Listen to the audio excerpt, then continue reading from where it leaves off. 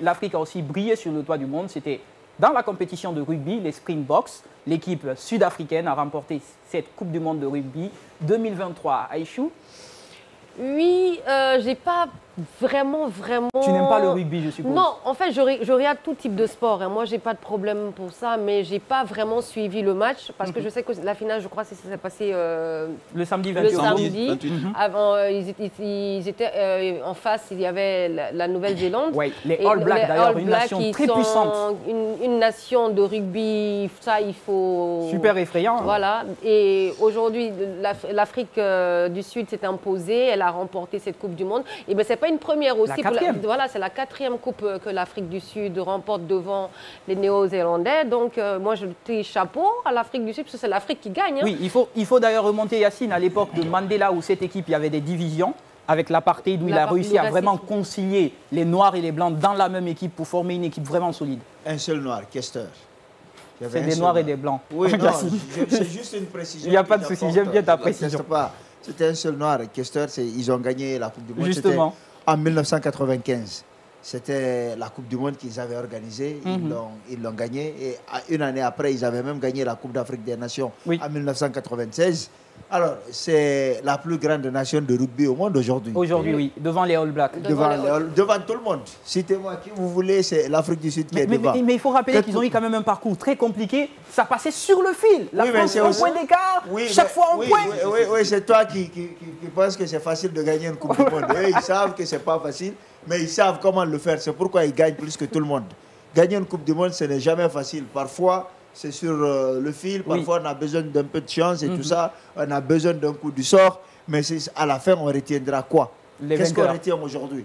C'est l'Afrique du Sud qui a gagné la Coupe du monde de rugby. Et c'est l'essentiel. En fait, c'est une grande nation de rugby. C'est plus une nation de rugby que le football. Oui. Le football, c'est bien après. Le football, c'est bien après l'apartheid, qu'ils s'y sont intéressés, et ça a progressé, tout ça.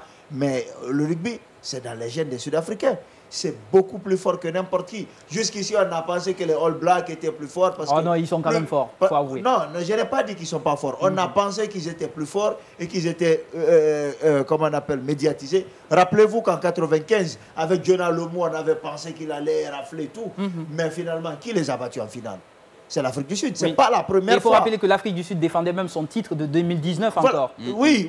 C'est pas la première fois que l'Afrique du Sud bat les All Blacks en finale. Voilà, ça c'est les Springboks.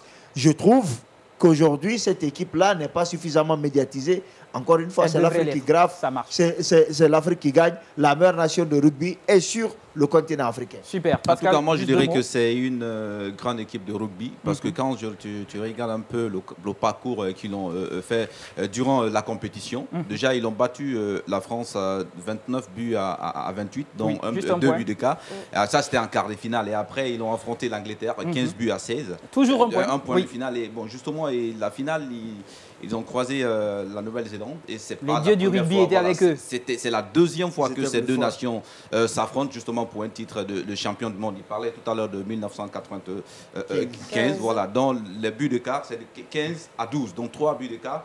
Et justement, il faut rappeler depuis la compétition, ils ont perdu une seule fois. Et ça, c'était contre quelle nation? C'était contre l'Irlande. Oui. C'est-à-dire 13 buts à 8. Vous citez tout le temps la France, ils ont battu la France. Non, ce n'est pas une grande nation. L'Irlande, l'Angleterre, en tout cas, la Nouvelle-Zélande, ça, ce sont des nations. Le score, pardon, c'était contre Tonga. Ça, c'est 18 buts à 49. Oui, ça, c'est des petites nations de rugby, ça.